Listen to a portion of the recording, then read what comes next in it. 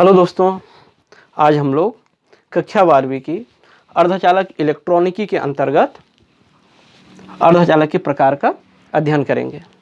ठीक है, तो सबसे पहले देख लेते हैं हम लोग अर्धचालक किसे कहते हैं। तो अर्धचालक वह पदार्थ होता है जो भिन्न भिन्न परिस्थितियों में चालक और कुचालक दोनों के भांति व्यवहार करता है। भिन्न भिन्न परिस्थितियों में, अलग अलग परिस्थितियों में ये अलग अलग तरह से व्यवहार करता है, कभी चालक की भांति तो कभी कुचालक की भांति। तो चालक की भांति व्यवहार कब करता है और कुचालक की भांति व्यवहार कब करता है? तो जब कम तापमान होती है तो अर्धचालक पदार्थ कुचालक की भांति व्यवहार करता है। कम तापमान पर अर्धचालक पदार्थ कुचालक की भांति व्यवहार करता है और तापमान बढ़ाने पर अर्धचालक पदार्थ चालक की भांति व्यवहार करता है। ठीक है, याद रहेगा। जो अर्धचालक पदार्थ होती है कम तापमान पर कुचालक की भांति व्यवहार करता है और तापमान बढ़ाने पर वो पदार्थ चालक की भांति व्यवहार करने लगता है। अब देखते हैं अर्धचालक के प्रकार। तो अर्धचालक दो प्रकार की होती है। पहला होता है नैजीय आंतरिक अर्धचालक और दूसरा होता है बाह्य अर्धचालक। तो सबसे पहले देखते हैं हम लोग नैजीय आंतरिक अर्धचालक।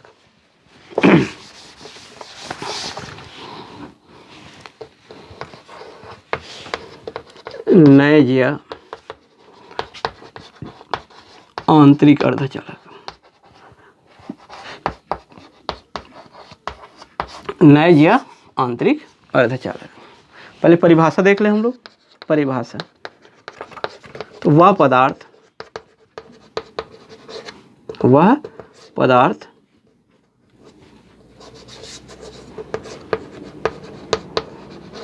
जो बिना अशुद्धि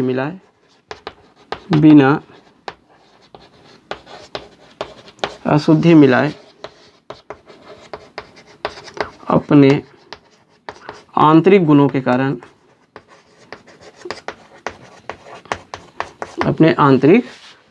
कारण अर्धचालक की भांति व्यवहार करता है।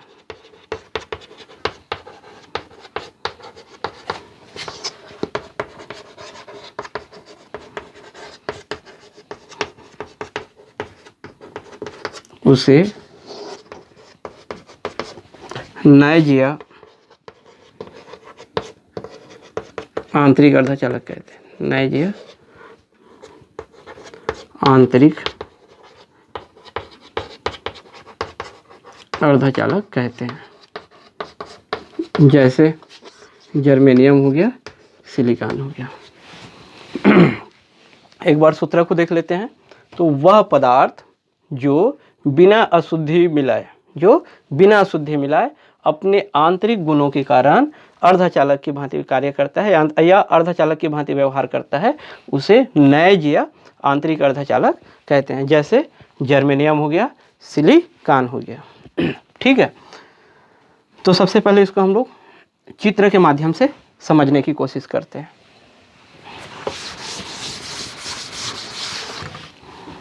एक जर्मेनियम क्रिस्टल लेते हैं या सिलिकॉन के क्रिस्टल लेते हैं। तो जर्मेनियम का क्रिस्टल लेते हैं। क्रिस्टल में क्या होता है? परमाणु क्रमबद्ध रूप से व्यवस्थित रहता है। एक जर्मेनियम परमाणु ले लिए। तो हमको मालूम है जर्मेनियम परमाणु में कितने संयोजी इलेक्ट्रॉन होती है। तो जर्मेनियम परमाणु में 4 संयोजी इलेक्ट्रॉन होता है। 4 संयोजी इलेक्ट्रॉन होती है। अब देखते हैं ये संयोजी इलेक्ट्रॉन क्या होता है। तो किसी भी परमाणु की अंतिम कक्षा में उपस्थित इलेक्ट्रॉनों की संख्या को कहते हैं हम लोग संयोजी इलेक्ट्रॉन। मतलब अंतिम कक्षा में जो उपस्थित इलेक्ट्रॉन रहेगा उसी को कहते हैं हम लोग संयोजी इलेक्ट्रॉन। तो जर्मेनियम परमाणु की अंतिम कक्षा में 4 इलेक्ट्रॉन उपस्थित रहती है। ये 1 2 3 4। ठीक है, तो कम तापमान पर क्या होता है? ये कम तापमान पे ये चारों संयोजी इलेक्ट्रॉन, इधर भी जर्मेनियम परमाणु है, इधर भी जर्मेनियम परमाणु है, इधर भी जर्मेनियम परमाणु है, इधर भी जर्मेनियम परमाणु है। तो कम तापमान पर ये चारों संयोजी इलेक्ट्रॉन अपने चारों ओर स्थित जर्मेनियम परमाणु, तो इधर भी जर्मेनियम परमाणु मतलब इसमें भी 4 संयोजी इलेक्ट्रॉन होगा, 1 2 3 4, 1 2 3 4, 1 2 3, 1 2 3, और ये हो गया 4, 1 2 3 4। तो कम तापमान पर क्या होता है, जर्मेनियम परमाणु की 4 संयोजी इलेक्ट्रॉन, इसकी 4 इलेक्ट्रॉन, इसकी 4 इलेक्ट्रॉन कौन कौन सा है, 1 2 3 4, इसके इलेक्ट्रॉन है।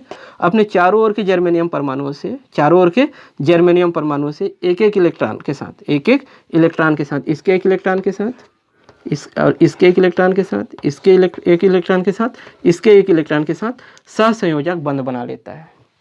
क्या बना लेता है, सहसंयोजक बंध। अब ये सहसंयोजक बंध क्या होता है,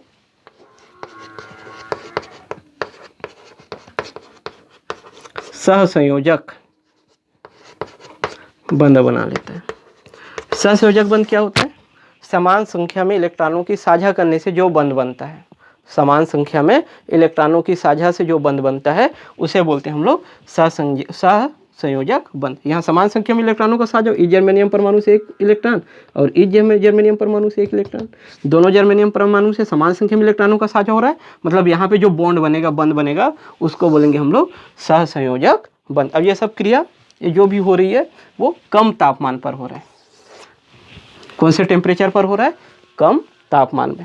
तो कम तापमान में क्या होता है, जर्मेनियम परमाणु के 4 संयोजी इलेक्ट्रॉन, जर्मेनियम परमाणु के 4 संयोजी इलेक्ट्रॉन अपने चारों ओर स्थित जर्मेनियम परमाणु के एक एक इलेक्ट्रॉनों के साथ सहसंयोजक बंध बना लेता है और स्थायी विन्यास को प्राप्त कर लेता है, तथा इस जर्मेनियम क्रिस्टल में कोई भी इलेक्ट्रॉन मुक्त नहीं रहता है, कोई भी इलेक्ट्रॉन मुक्त नहीं रहता। मुक्त नहीं रहे मतलब कोई भी इलेक्ट्रॉन फ्री नहीं रहता है, पूरे जितने भी संयोजी इलेक्ट्रॉन होगी पूरे इलेक्ट्रॉन सहसंयोजी बंध बनाने में भाग लेता है, जिसके कारण इस क्रिस्टल में से होकर कोई भी धारा प्रवाहित नहीं होती है।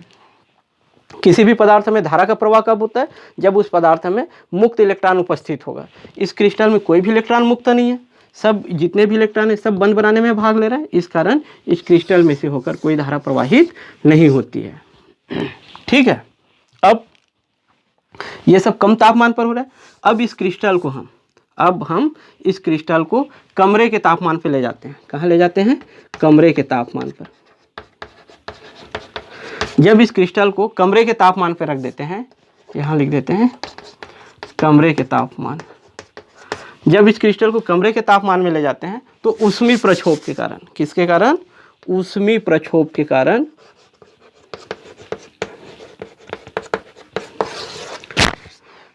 ऊष्मीय प्रक्षोभ के कारण अब तापमान बढ़ गया, पहले कम तापमान पे था, अब इसको कमरे के ताप में ले गया तो ये कुछ सहसंयोजक बंध जो क्या होता है, टूट जाता है। सहसंयोजक बंध, अभी ये बॉन्ड बना हुआ है, ये बंध ऊष्मीय प्रक्षोभ के कारण क्या हो जाता है, टूट जाता है। और टूट जाने से क्या होगा, ये यहाँ पर जो पहले इलेक्ट्रॉन था वो इस क्रिस्टल के रिक्त स्थान में आ जाता है। मान लो ये इलेक्ट्रॉन यहाँ आ गया, अभी अपना जगह छोड़ दिया, तापमान को और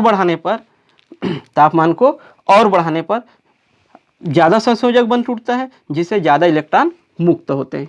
तापमान और बढ़ा दिए तो यहाँ के भी एक सहसंयोजक बंध टूट गया, इलेक्ट्रॉन इधर आ गया और इलेक्ट्रॉन के निकलने से जो जगह बचता है, जो स्पेस रिक्त बच जाता है, उसे कहते हैं हम लोग होल।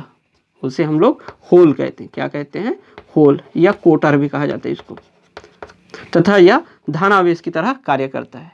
ये किसकी तरह कार्य करता है, धनावेश। होल या जो कोटर होती है वो धनावेश की तरह कार्य करता है। ठीक है, अब ये जो होल है, ये जो होल बन रहा है वो पास के सहसंयोजक, यहाँ पे सहसंयोजक बंध है। होल मतलब धनावेश और इलेक्ट्रॉन मतलब ऋणावेश, ध्यान रखेंगे।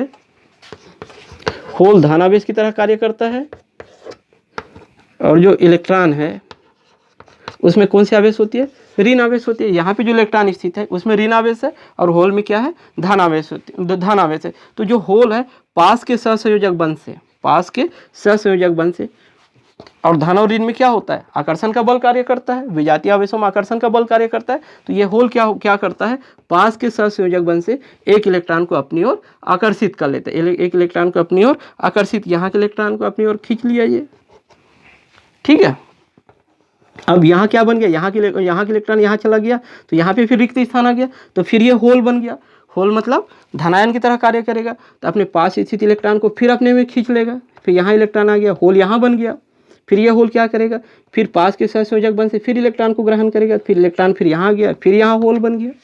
तो होलों की गति, और ये क्रिया कंटिन्यू चलता रहता है इसमें। तो होलों की गति इस दिशा में हो रहा है, होल इस दिशा में आगे बढ़ रहा है और इलेक्ट्रॉन इस दिशा में बढ़ रहे हैं। तो होलों की गति और इलेक्ट्रॉनों की गति जस्ट अपोजिट दिशा में हो रही है। होल इधर बढ़ रहा है, इलेक्ट्रॉन इधर बढ़ रहा है। अब यदि इस क्रिस्टल के सिरों के बीच विद्युत विभवांतर लगा दिया जाए, विद्युत विभवांतर लगा दिया जाए, मतलब बैटरी लगा दिया जाए, तो क्या होगा? बैटरी लगाने से जो होल है वो बैटरी के, होल मतलब धन आयन, बैटरी के ऋण ध्रुव की ओर गति करना प्रारंभ कर देता है, और जो इलेक्ट्रॉन है बैटरी के धन ध्रुव की ओर गति करना प्रारंभ कर देता है, जिसके कारण इस क्रिस्टल में से होकर धारा प्रवाहित होने लगता है। अब इलेक्ट्रॉन और होल गति कर रहा है क्रिस्टल में, तो विद्युत धारा का निर्माण कब होता है? जब मुक्त इलेक्ट्रॉन गति करने लग जाता है। जब मुक्त इलेक्ट्रॉन गति करने लग जाता है तो गतिमान इलेक्ट्रॉन से ही विद्युत धारा का निर्माण होता है, जिसके कारण इस क्रिस्टल में से होकर धारा प्रवाहित होने लगता है।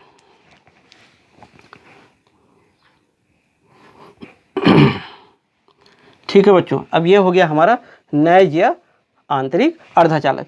तो कम तापमान पर इस क्रिस्टल में से होकर कोई धारा प्रवाहित नहीं हो रहा था। जैसे इसको कमरे के तापमान में लेके आए तो इस क्रिस्टल में से धारा प्रवाहित होना प्रारंभ हो गया, और इस क्रिस्टल में धारा प्रवाह इलेक्ट्रॉनों की गति के कारण भी धारा प्रवाह हो रहा है और होलों की गति के कारण भी धारा प्रवाह हो रहा है। कहने का मतलब ये हुआ नैज या आंतरिक अर्धचालक में तापमान बढ़ाने पर इलेक्ट्रॉन भी आवेशवाहक का कार्य कर रहा है और होल भी आवेशवाहक का कार्य करता है। ठीक है, अब देखते हैं हम लोग बाह्य अर्धचालक।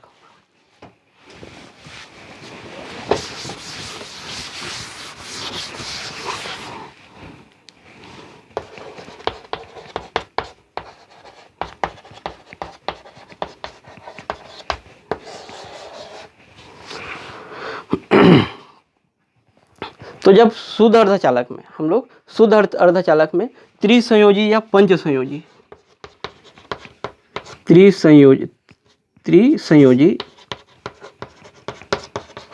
या पंचसंयोजी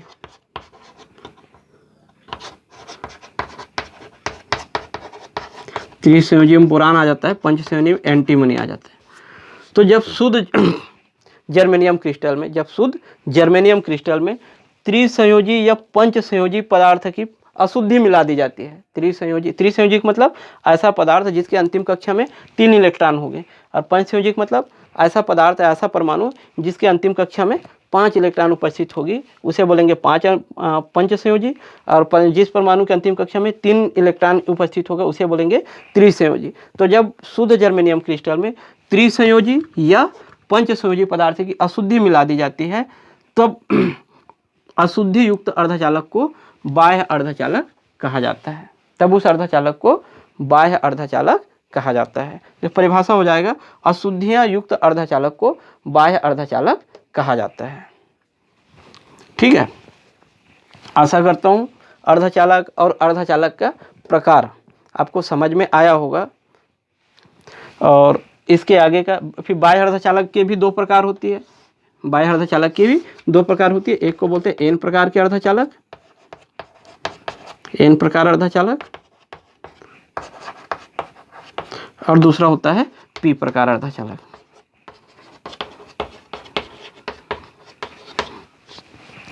तो अर्धचालक के प्रकार का अध्ययन हम लोग नेक्स्ट वीडियो में करते हैं। आशा करता हूँ आज का वीडियो आपको समझ में आया होगा। यदि वीडियो आपको अच्छा लगा हो तो मेरे चैनल को लाइक और सब्सक्राइब जरूर करिएगा। धन्यवाद।